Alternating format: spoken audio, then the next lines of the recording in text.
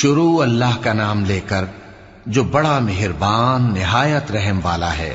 حامیم، کتاب روشن کی قسم کہ ہم نے اس کو قرآن عربی بنایا ہے تاکہ تم لوگ سمجھو، اور یہ بڑی کتاب یعنی لوح محفوظ میں ہمارے پاس لکھی ہوئی اور بلند مرتبہ ہے، حکمت والی ہے۔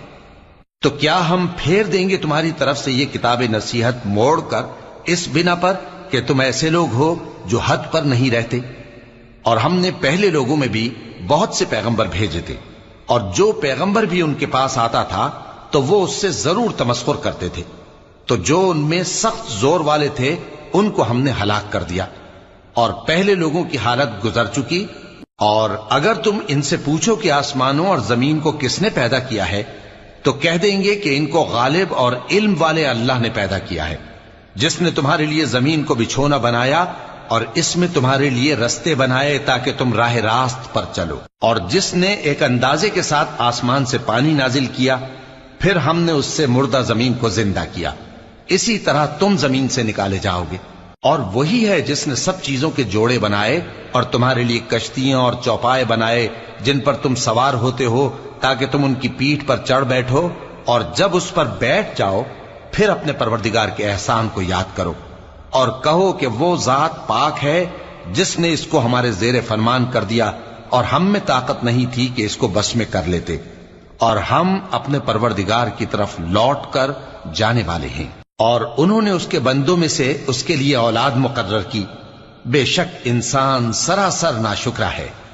کیا اس نے اپنی مخلوقات میں سے خود تو بیٹیاں لیں اور تم کو چن کر بیٹے دے دیے؟ حالانکہ جب ان میں سے کسی کو اس ہستی کی یعنی لڑکی کی خوشخبری دی جاتی ہے جو انہوں نے اللہ کے لیے بیان کی ہے، تو اس کا چہرہ سیاہ پڑ جاتا ہے اور وہ اندر ہی اندر گھٹنے لگتا ہے۔ کیا وہ ہستی جو زیوروں میں پرورش پائے اور جھگڑے کے وقت بات نہ کر سکے اللہ کی اولاد ہو سکتی ہے؟ اور انہوں نے فرشتوں کو کہ وہ رحمان کے بندے ہیں اس کی بیٹیاں ٹھہرایا۔ کیا یہ ان کی پیدائش کے وقت حاضر تھے؟ ان قریب ان کی شہادت لکھ لی جائے گی اور ان سے باز پرس کی جائے گی۔ اور کہتے ہیں اگر رحمان چاہتا تو ہم ان کو نہ پوچھتے، ان کو اس کا کچھ علم نہیں، یہ تو صرف اٹکلیں دوڑا رہے ہیں۔ یا ہم نے ان کو اس سے پہلے کوئی کتاب دی تھی کہ یہ اس سے استدلال کرتے ہوں؟ بلکہ کہنے لگے کہ ہم نے اپنے باپ دادا کو ایک طریقے پر پایا ہے اور ہم انہی کے قدم بقدم چل رہے ہیں، اور اسی طرح ہم نے تم سے پہلے کسی بستی میں کوئی خبردار کرنے والا نہیں بھیجا مگر وہاں کے خوشحال لوگوں نے کہا کہ ہم نے اپنے باپ دادا کو ایک راہ پر پایا ہے اور ہم قدم بقدم انہی کے پیچھے چلتے ہیں۔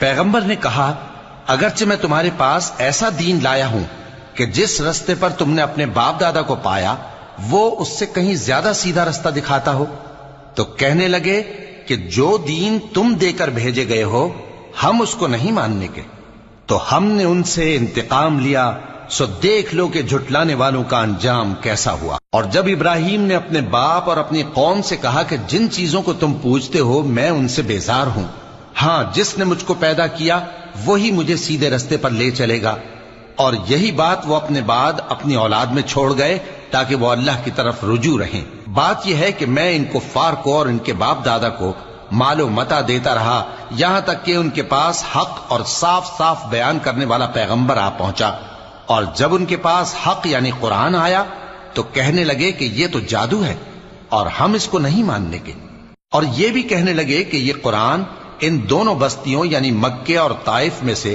کسی بڑے آدمی پر کیوں نازل نہ کیا گیا؟ کیا یہ لوگ تمہارے پروردگار کی رحمت کو بانٹتے ہیں؟ ہم نے ان میں ان کی معیشت کو دنیا کی زندگی میں تقسیم کر دیا اور ایک کے دوسرے پر درجے بلند کیے تاکہ ایک دوسرے سے خدمت لے، اور جو کچھ یہ جمع کرتے ہیں تمہارے پروردگار کی رحمت اس سے کہیں بہتر ہے۔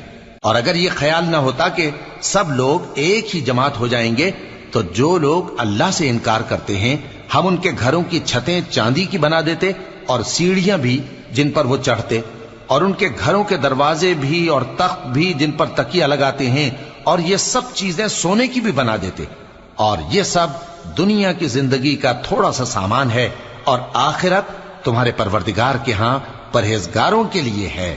اور جو کوئی رحمان کی یاد سے آنکھیں بند کر لے یعنی تغافل کرے ہم اس پر ایک شیطان مقرر کر دیتے ہیں تو وہ اس کا ساتھی ہو جاتا ہے، اور یہ شیطان ان کو رستے سے روکتے رہتے ہیں اور وہ سمجھتے ہیں کہ وہ سیدھے رستے پر ہیں، یہاں تک کہ جب وہ ہمارے پاس آئے گا تو اس شیطان سے کہے گا کہ اے کاش مجھ میں اور تجھ میں مشرق و مغرب کا فاصلہ ہوتا، تو برا ساتھی ہے۔ اور جب تم ظلم کرتے رہے تو آج تمہیں یہ بات فائدہ نہیں دے سکتی کہ تم سب عذاب میں بھی شریک ہو، تو کیا تم بہرے کو سنا سکتے ہو یا اندھے کو رستہ دکھا سکتے ہو، اور جو کھلی گمراہی میں ہو اسے راہ راست پر لا سکتے ہو؟ پھر اے پیغمبر، اگر ہم تم کو وفات دے کر اٹھا لیں تو بھی ان لوگوں سے تو ہم انتقام لے کر رہیں گے، یا تمہاری زندگی ہی میں تمہیں وہ عذاب دکھا دیں گے جس کا ہم نے ان سے وعدہ کیا ہے، کیونکہ ہم ان پر قابو رکھتے ہیں۔ پس تمہاری طرف جو وحی کی گئی ہے اس پر مضبوطی سے جمے رہو، بے شک تم سیدھے رستے پر ہو، اور یہ قرآن تمہارے لیے اور تمہاری قوم کے لیے نصیحت ہے، اور لوگوں تم سے ضرور عنقریب پرسش ہوگی۔ اور اے نبی، جو اپنے پیغمبر ہم نے تم سے پہلے بھیجے ہیں ان کے احوال دریافت کر لو کہ کیا ہم نے رحمان کے سوا اور معبود ٹھہرائے تھے کہ ان کی عبادت کی جائے؟ اور ہم نے موسیٰ کو اپنی نشانیاں دے کر فرعون اور اس کے درباریوں کی طرف بھیجا تو انہوں نے کہا کہ میں پروردگار عالم کا بھیجا ہوا ہوں۔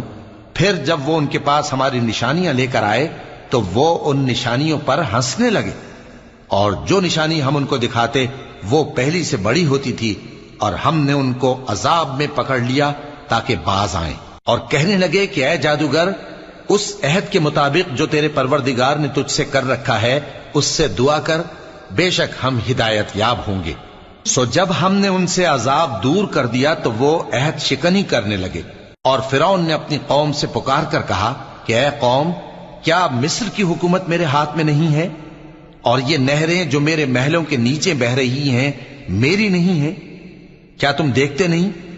بے شک میں اس شخص سے جو کچھ عزت نہیں رکھتا اور صاف گفتگو بھی نہیں کر سکتا کہیں بہتر ہوں۔ تو اس پر سونے کے کنگن کیوں نہ اتارے گئے، یا یہ ہوتا کہ فرشتے جمع ہو کر اس کے ساتھ آتے؟ غرض اس نے اپنی قوم کو بے عقل کر دیا اور ان لوگوں نے اس کی بات مان لی، بے شک وہ نافرمان لوگ تھے۔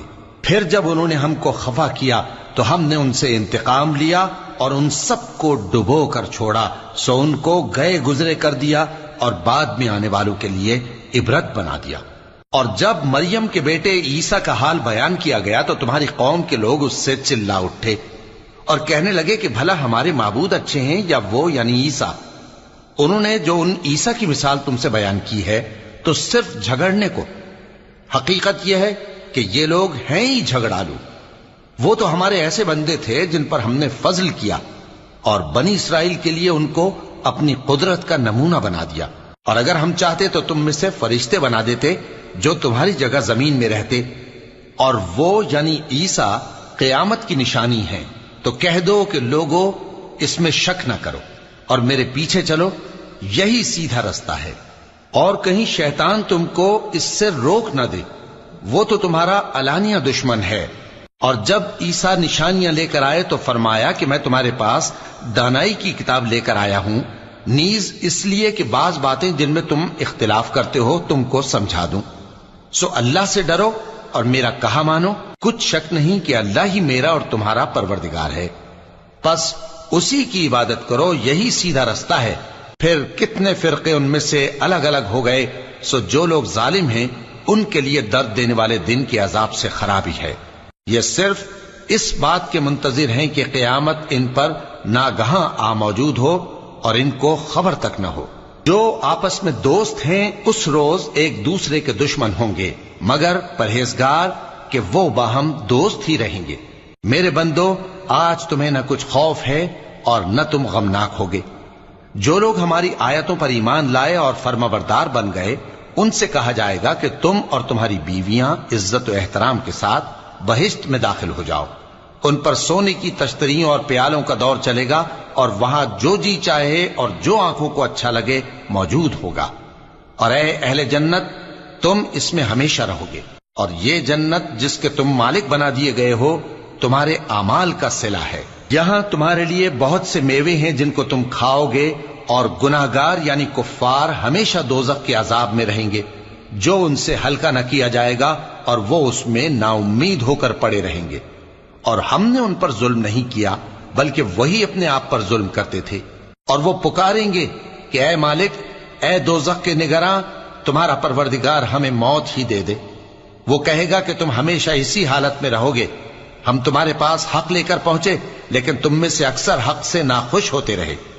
क्या उन्होंने कोई बात ठहरा रखी है? तो हम भी कुछ ठहराने वाले हैं। क्या ये लोग ये ख्याल करते हैं कि हम इनकी पोशीदा बातों और सरगोशियों को सुनते नहीं? क्यों नहीं, सब सुनते हैं, और हमारे फरिश्ते इनके पास इनकी सब बातें लिख लेते हैं। कह दो कि अगर रहमान के लिए औलाद हो तो मैं सबसे पहले उसकी इबादत करने वाला हूं। ये जो कुछ बयान करते हैं, आसमानों और जमीन का मालिक, जो अर्श का भी मालिक है, उससे पाक है। तो इनको बकबक करने और खेलने दो, यहां तक कि जिस दिन का इनसे वादा किया जाता है उसको देख लें। और वही आसमानों में भी माबूद है और वही जमीन में भी माबूद है, और वो हिकमत वाला है, इल्म वाला है।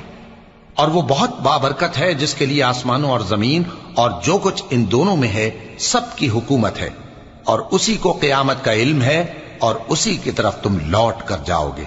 और जिनको ये लोग अल्लाह के सिवा पुकारते हैं, वो तो सिफारिश का कुछ इख्तियार नहीं रखते। हां, जो इल्म यकीन के साथ हक की गवाही दें, वो सिफारिश कर सकते हैं। और अगर तुम इनसे पूछो कि इनको किसने पैदा किया है, तो कह देंगे कि अल्लाह ने। तो फिर ये कहां बह के फिरते हैं। और बसा औकात पैगंबर कहा करते हैं कि ऐ परवरदिगार, ये ऐसे लोग हैं कि ईमान नहीं लाते, तो ऐ पैगंबर इनसे मुंह फेर लो और सलाम कह दो, इनको अनकरीब अंजाम मालूम हो जाएगा।